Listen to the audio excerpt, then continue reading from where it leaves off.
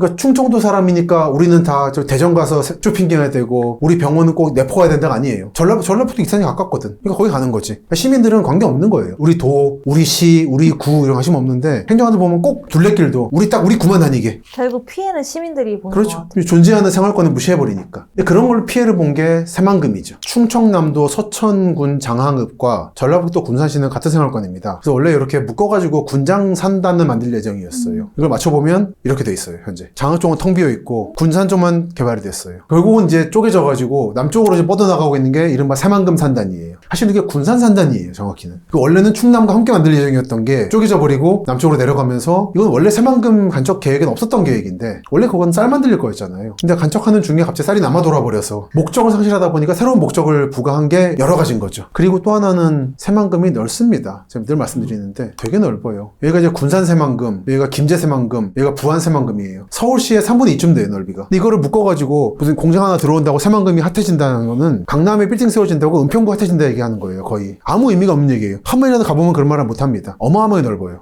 누가 그런 말을 하는 많이 해요. 새만금 핫하다. 뭐 공장 막 들어온다. 2차 전지 들어온다. 근데 이게 제가 볼 때는 순리적으로 이 두 지역이 행정구역을 넘어서 개발됐으면은 마치 중부권에 청주와 대전이 연담화되는 것처럼 세종 매개체로 해서 됐었으면은 한국의 이 지역의 미래도 좀 달라졌을 텐데 이거를 있던 생활권을 끊어버리고 목적을 찾을 수 없었던 새만금에다가 새로운 목적을 주는 바람에 좀 그렇게 된 거죠. 그럼 원래 정부의 그 새만금 의도랑 지금 의도랑 좀 어떻게 달라요? 늘 바뀌어요. 원래는 쌀이었습니다. 근데 쌀이 남으니까 그 다음에는 뭐 대단히 농업한다고 했다가 소농들이 반발을 해서 대기업이 못 들어오게 하고 그 다음에 공장 만든다고 했는지 안 됐고 특히 부안 쪽 새만금 용도가 없었거든요. 그래서 이제 용도를 만들려고 잼버리 했다가 저렇게 됐고 그리고 다녀왔죠. 이거 일부러 대회하기 전에 갔다 왔습니다. 이 말하기 위해서. 참 얼마나 황당한 계획이었는지.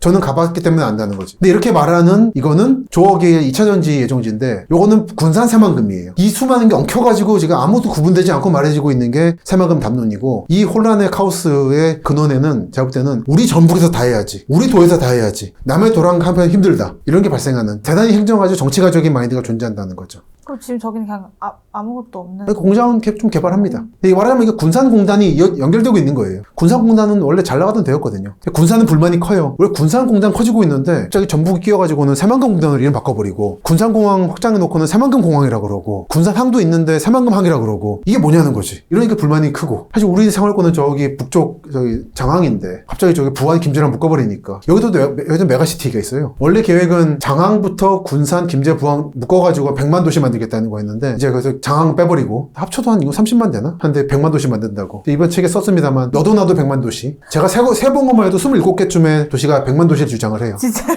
그리고 보시면 농어촌 진흥공사에서 나온 책인데 원래 지금 새만금이 요거거든요. 원래 이걸 다 만들려고 그랬어요. 간척지를. 황해 확장 간척지라고. 그냥 무조건 만들려 했던 거예요. 농업용으로. 근데 다 이제 무산된 거죠. 결국은 전 새만금은 다시 일부 물을 들일 거라 봐요. 너무 넓어요. 답사하면서 느끼는 건데 한국이 땅이 좁다라고 하는 거는 대도시만 사는 분들의 편견입니다. 가면은 피해의식 때문에 만들어 놓고는 놀리고 땅이 무지무지하게 많습니다. 그건 나중에 다 우리 세금으로 돌아옵니다. 유지보수비로. 그러니까 효율적으로 개발을 해야지 이렇게 넓히는 게 다가 아니에요. 그걸 보여주는 참 가장 비극적인 사례가 새만금인 거죠. 그러니까 특히 이제 스마트 수변 도시 요거 개발을 위해서 이쪽 사람들이 하는 얘기는 전주에 있는 관청들 옮겨오자고. 도청 시설들 옮겨오자고. 오겠습니까? 지금 전주 혁신도시도 안 오려고 그러는데 그 멀어가지고 국민연금 같은 거 사람 이사 가잖아요. 서울로. 네. 사표 내고. 그 상태인데 계속해서 희망 고문과 목적을 잃어버린 산업 등이 엉켜있는. 근데 저는 이런 것 중에 하나가 큰 원인이 이제 행정구역을 넘어가는 군장이라는 생태권이 깨지면서부터 시작된 우리 지역 내에서만 해결해야 된다라는 행정가적 마인드, 정치가적 마인드가 나쁜 형태로 발현된 게 아닌가 생각을 하는 거죠. 요게 60년대에 나왔던 군산 서천 개발 계획입니다. 장항과 군산을 묶어서 개발하고 한 덩어리로. 그리고 여기 비인이라는 데를 개발한다. 산단으로. 이게 이제 박정희 때 냈던 계획인데 날아갔죠. 그리고 시가지 계획도 있었어요. 다 선 깔고 철도 놓고. 이 모든 게 이쪽 분들의 말에 따르면 김종필과 이후락이 싸우면서 이후락이 이겨가지고 울산으로 가져갔다. 한국 최초의 공업단지인 울산공업센터의 탄생으로 이어진다라는. 원래 우리한테 왔었어야 되는 거다라는 얘기를 하는 거죠. 그래서 이런 것들이 다 무산되고 점점 남쪽으로 내려가서 충남과 전북에 존재하던 공통생활권이 무너져버리고 가버린.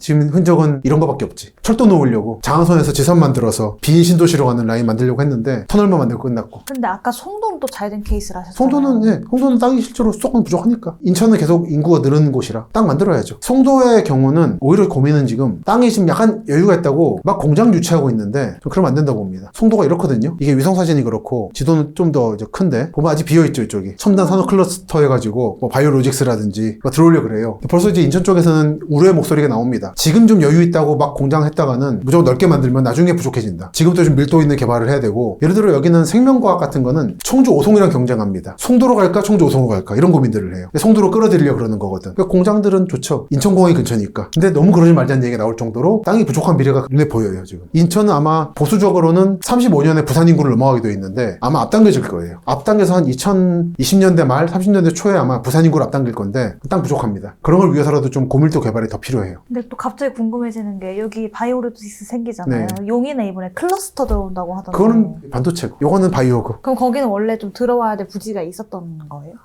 그거는 이제 말씀 잘해주셨는데, 경기 동남부 반도체 클러스터 만든다고 한지 발표된 지 일주일 뒤에 간 건데, 갔더니 아직 아무도 안 왔었는지 기자가 저에게 답사팀이 가니까 되게 신기하게 보더라고, 사람들이. 근데 보니까 당장 이제 이렇게 축하와 거부가 존재하고 있죠. 이쪽이 어디냐면, 남사면이라는 게, 여긴데요, 남사읍이라고. 여러분이 아시는 용인은 아마 수지 기흥이죠. 근데 그게 아닌 용인이 있습니다. 동쪽에 넓은 땅이 있어요. 이 거대한 것 중에 남쪽 끝이에요. 오산, 평택, 광교 요 라인입니다. 반도체 클러스터에 덧붙이는 거예요. 그리고 이제 이게 개발 여파가 안성까지 갈 거고, 왜요? 아니, 같이 이어져요. 땅이 거의 붙어 있어요. 철도 계획도 있습니다. 그리고 그 철도는 충북 혁신도시가 있는 음성과 진천까지 연장될 계획입니다. 뭐 수도권 내륙선을 포함해서 여러 계획이 있는데, 그럼 음성 진천은 수도권이에요. 요즘에 이미 음성 진천 쪽은 땅값이 좀 들썩들썩하고 많은 기업이 이전했어요. 오래됐어요. 5년 넘은 얘기입니다. 한 달에 건너 들은 얘기도 강남에 있는 집 하나 팔아서 음성 진천 혁신도시에 빌딩 샀는데 5층짜리 행복하게 살고 계신다고. 이미 발빠른 사람들이 있습니다. 철도가 현재 판교나 이쪽에서 이렇게 지나가지고 음성 진천 통해서 청주 공항으로 간다는 계획이 있죠. 이쪽으로 여기로 이렇게. 음성 진천은 수도권이죠. 저는 현재 이번에는 얘기를 안 했지만 아마 다음번에 책을 낼 때는 음성 진천을 아마 대서울권에 포함시킬 겁니다. 아직까지는 좀 비어 있어요. 가보니까. 그런데 가까워요, 안성하고. 안성이 철도가 없어가지고 좀 약간 외진 지역이었는데, 이렇게 철도 연결되고 이쪽 반도체 클러스터가 이쪽에 대규모로 만들어지면 아마 연남화 될 겁니다. 오산, 용인, 안성, 평택, 천안, 아산까지 한 덩어리가 될 거예요. 그래서 반도체는 대서울권의 토산품이라고 하는 얘기가 나오는 거죠. 지금은 경기도의 토산품이라 그러는데 꼭 그건 아니고 천안, 아산도 있으니까. 근데 거기에 아마 충북 일부도 포함될 수 있다. 그러면 이제 그 새로운 질문을 좀 하나 드리려고 하는데, 10년이면 강산도 변한다라는 말이 있는데 앞으로 조금 천지개벽할 지역을 좀 몇 개 말씀해 주신다면요? 지금 다 말씀드린 몇몇 지역들이 음성 진천이라든지 김해 남부라든지 그 10년 사이에 많이 바뀐 곳들이에요. 할 지역은 예를 들어 음성 진천이 이제 막 시작됐지만 아직 한참 많이 바뀔 지역인 거고, 군 전체가 다 큰다는 얘기 아닙니다. 일단 음성군과 진천군에 많은 인구들이 재배치될 거예요. 이쪽으로 밀집될 거예요. 그리고 수도권과 연결되는 식으로 월경지식으로 연결되면서 영향이 클 거고, 또 하나는 중부 내륙선이라고 있는데 현재 이렇게 돼 있어요. 그동안에는 이제 부발에서 끝나다 보니까 참 애매해가지고 추석에도 텅 비어있는 열차로 유명했는데 이번에 판교까지 연장이 됐어요. 아직 좀 적긴 하지만 횟수가. 근데 이번에는 찼다고. 궁극적으로 강남까지 들어올 예정인 거고, 또 하나는 경북 문경까지 갑니다. 이번에 갔다 왔더니 여기까지 가는데 공사를 열심히 하고 있더라고요. 요 라인들이 뭘 뜻하냐면 이렇게 해가지고 구미 김천까지 들어가요. 요 라인들은 뭐 강남의 13은 뭐 오르는 정도 수준은 다른지만 많이 바뀌게 될 거예요. 이쪽 지역에 전체적으로 재배치될 겁니다. 근데 이게 그럼 언제쯤 완공이 되는 거예요? 2030년대. 그리고 제가 늘 강조하는 서해선 라인들. 대략 고양부터 홍성까지 이렇게 가는 거죠. 현재 장항선이 대략 이렇게 가고 있는데, 서해선이 완성되고 나면 요게 지선이 되고 요게 간선이 됩니다. 이건 거의 확정이에요. 그리고 이게 중요한 게 뭐냐면 화성시가 이렇게 크고, 여러분이 아시는 화성은 여기거든요. 동탄 하나거든요. 평택도 마찬가지로 이렇게 큰데 요 정도만 여러분 보고 계신 거예요. 반도체 평택만. 이 두 도시에 광활한 소부 지역이 있거든요. 정말 광활해요. 여기가 서해안 고속도로는 언제나 막히거든요. 스트레스거든요. 이게 이제 정치성이 확보되는 거죠. 그리고 이게 이제 라인이 서해선의 일부 라인만 보여드리는 건데, 지금 평택 서부의 안중, 아산 서부의 인주역, 당진 동부의 합덕역, 그 다음에 삽교역 또는 내포 신도시역, 예산, 그 다음에 호송역으로 가게 돼요. 기존의 안중 쪽은 뭐 항만도 있고 아산만 국가산업단지 평택 지구가 있는데 포승지구라고, 철도가 깔리게 되면은 서해안 고속도로만 있을 때하고는 질적으로 달라질 겁니다. 제가 볼 때는 아마 충남 내포 신도시를 포함해서 상당 부분의 지역 주민들이 경기도 평택이나 화성에서 출퇴근하게 될 거예요. 정치성 확보가 되니까. 지금은 도저히 믿을 수 없거든요.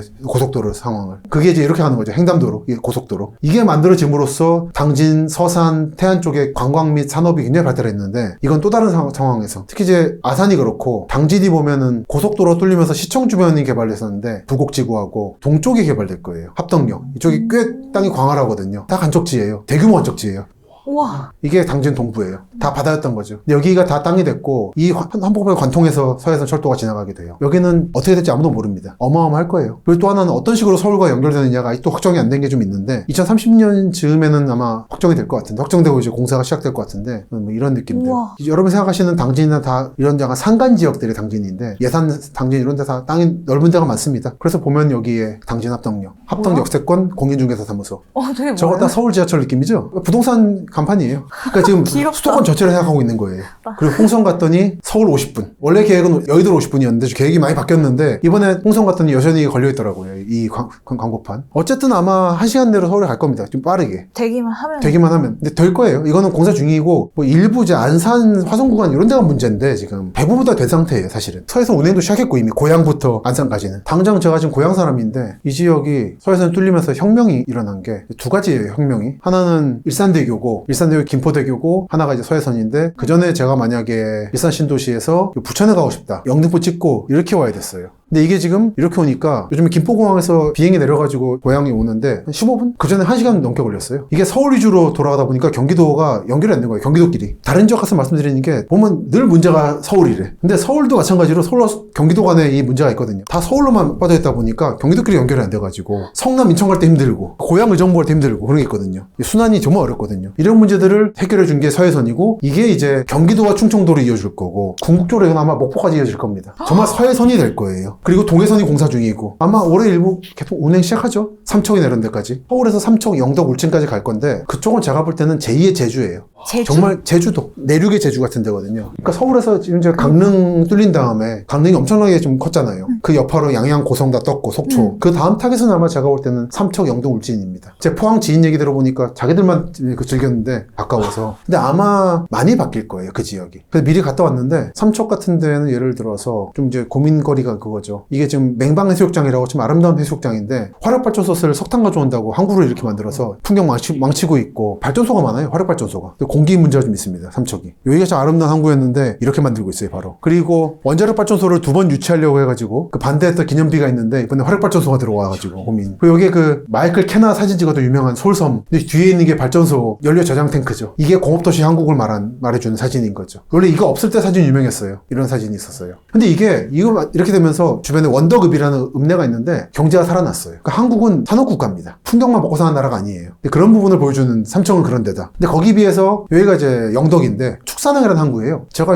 삼척, 울진, 영덕 좀 친구랑 다니면서 보니까 제일 아름다운 항구 중에 하나였는데 이런 건물이 있더라고요. 일제 때 건물 같던데 아마 관청 건물. 이거 서울 사람이 샀대요. 이미 뭐 다 일반 사람은 다니면서 다 사두고. 그러니까 늘 느끼는 게 제가 답사팀하고 다니면서도 늘 말하는 게 뻔히 보여요. 이게 조만간 곧 좋아진다가. 사람들은 좋아진 걸 보지 않으면 모르더라고요. 상상을 못 하더라고. 진심으로. 근데 그 중에도 이런 사람들도 있다. 얼마 전 전남 고흥 가가지고도 건물 보고 있었는데 20년대 수역 건물 같은 거. 거기에 서울 사람이 샀다고. 그러니까 말해줘도 모르더라고요. 제가 어제 바로 갔다 온 데가 당진 면천이라는 데입니다. 최초 공개죠. 바로 어제 얘기. 여기가 좀 유명해요. 읍성 근처에 있던 우체국을 미술관으로 바꿔가지고 여기 면천 우체국. 요거부터 해가지고 약간 문화산업이 시도되는 곳입니다. 이런 건물들. 조금 느낌이 보이죠? 근데 아직까지 불이 안 붙었어요. 근데 같이 간 사람한테 이거 곧 지금 불 붙는다. 근데 아직 지금 불이 붙을지 안 붙을지 약간 아슬아슬한데 되게 나간 읍성의 장점은 마을을 없애지 않았잖아요. 그 안에 있는 거를. 그걸 살려가면서 했잖아요. 근데 한국의 어떤 읍성들은 싹 밀어버리고 수원, 화성이 그런데 자꾸 밀어내려고 그러거든, 마을들을. 원래 마을이 있고 성이 있는 게 한국의 그 재밌는 부분인데 이 경우는 개발이 안 되다 보니까 마을이 남아버렸어요. 그 상황에서 이런 식으로 남아있기도 하고 약간 옛날 읍성 지금 한참 공사 중입니다. 복구공사. 어떻게 될 것이냐에 따라서 당진이 저런 식의 전통 마을이 좀 약하거든요. 제가 볼 때는. 문화자원으로서. 여기 가능성이 좀 있어요. 그런 얘기 했죠. 근데 서울에서는 먼데 경기 남부의 거점 도시에서는 가깝습니다. 서해선 뚫리면 더 좋고. 이런 얘기를 하면서 조금 더 상상력이 필요하다. 이런 거 보기 위해서는. 남들 다 이미 뉴스에 나올 정도면은 이미 늦은 거다. 주식이나 마찬가지예요. 면천이 유명한 게 면천 두견주라고. 이건 좀 유명합니다. 콩국수가 유명하대요. 또 이 동네가. 아직 콩국수인데 콩같이 할 수 있는 게 많아가지고 아마 이제 콩버거도 할 수 있는 것 같고 예를 들어서 원래 당진이 원래 여기가 중심이었어요. 역사적으로는. 그랬다가 근대 때 뺏긴 거예요. 지금 당진 시청 쪽으로. 근데 그 부활이 될 것인가? 이건 아마 서해안고속도로가 시청 쪽으로 가기 때문에 그쪽에 발달하는 게 있는데 이제 서해선은 이쪽으로 오거든요. 어떤 미래가 보일지 10년 내로 결판 날 겁니다. 제가 볼 때 이거 이 동네에서 요 근처 서산이라든지 다 태안 포함해서 가능성 높은 데 중 하나가 면천이다 생각을 하고 있습니다. 이번에 신간 한국 도시의 미래로 돌아와 주셨습니다. 월브TV에 나와주실 때마다 많은 분들께서 박사님 영상을 사랑해주고 계시는데요. 마지막으로 이번 책을 통해 시청자분들께 전하고 싶으셨던 내용이 있으시다면요? 얼마 전까지는 요 앞에 책이었던 우리는 어디서 살아야 하는가로 여러분을 찾아뵀었죠. 그 책에서는 주로 한국의 도시를 어떤 잣대를 가지고 바라보면 되는가를 몇 가지로 말씀드렸습니다. 행정의 연속성이라든지 재난이라든지. 그 책에까지 난점이라고 약점이라고 하면 전국의 도시를 전부 다 말씀드린 게 아니었어요. 근데 많은 분들이 아쉬워하셨고 왜 우리 동네 안 나오냐. 근데 저는 그 중에도 이 전국을 보고 있었습니다만 일에는 순서가 있어서 드디어 이제 전국을 다 커버하는 그 앞에 책에서 말씀드렸던 방법론을 하나하나 실제로 적용했을 때 어떻게 도시들을 예측할 수 있느냐를 이 책에서 처음으로 말씀을 드리게 됐습니다. 보시면 좀 두꺼운데요. 지난번 책이 1.5배인데 앞에 방법론이 한 3분의 1이고 나머지는 여러분 사시는 지역에 대한 구체적인 이야기들입니다. 우리가 어렵게 쓰지는 않았고 뭐 길게 쓰지도 않았고 제가 봤을 때 중요한 포인트들을 잡았어요. 그리고 이번 책은 분명히 저 이번에 서울경제하고 인터뷰를 했는데 그분도 고향이 진주셔가지고 딱 찾아봤다고 자기 고향 어떻게 나오나 그런 분들을 위해서 색인을 실었습니다. 그 지난번에 나왔을 때 문헌학자의 현대한국 답사기라고 두 책부터 이제 제가 전국의 도시를 본격적으로 말씀을 드리기 시작한 겁니다. 이 책들을 보시고 제 개인 유튜브 채널 하나 있죠. 그거는 이제 전혀 이제 부동산하고 관계없이 제가 답사하는 방법대로 그냥 조용히 촬영한 것들인데 같이 보시면은 임장으로서도 답사로서도 여러 가지 힌트를 얻으실 수 있을 거라고 생각을 합니다. 뭐 월부하고는 올해도 이런저런 인연이 있을 것 같아서 종종 찾아뵐 것 같습니다. 곧 다시 뵐 때까지 건강히 지내시고 새해 복 많이 받으십시오.